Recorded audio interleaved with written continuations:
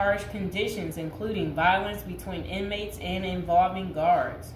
Reports of abuse, neglect, and corruption among staff have been frequent.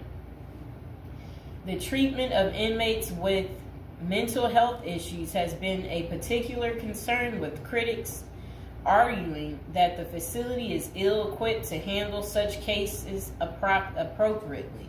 Likewise, the treatment of juvenile inmates is a subject of controversy. There have been calls for more appropriate handling in the facilities for young offenders.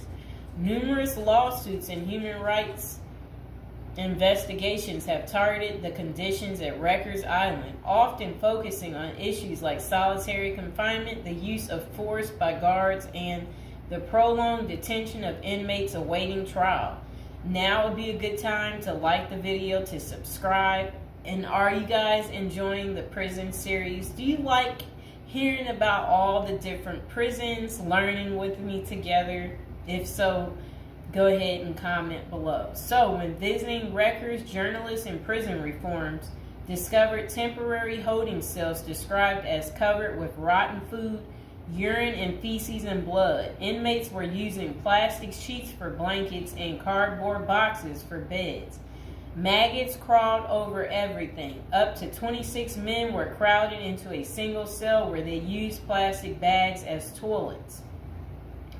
Prisoners kept in holding cells, which should be used for only 24 hours or less, often stayed there for more than a week awaiting transfer. In that time, food and medical services were not routinely provided. Now let's hear that paragraph again, just a small bit of it.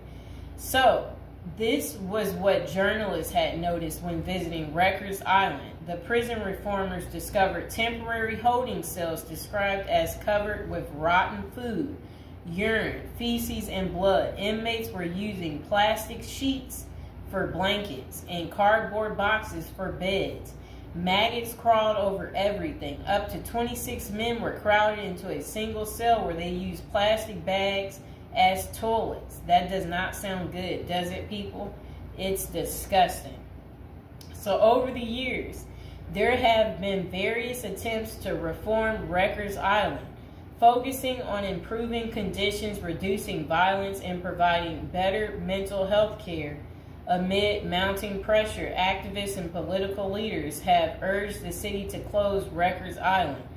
In 2019, the New York City Council voted to close the jail completely by 2026, intending to replace it with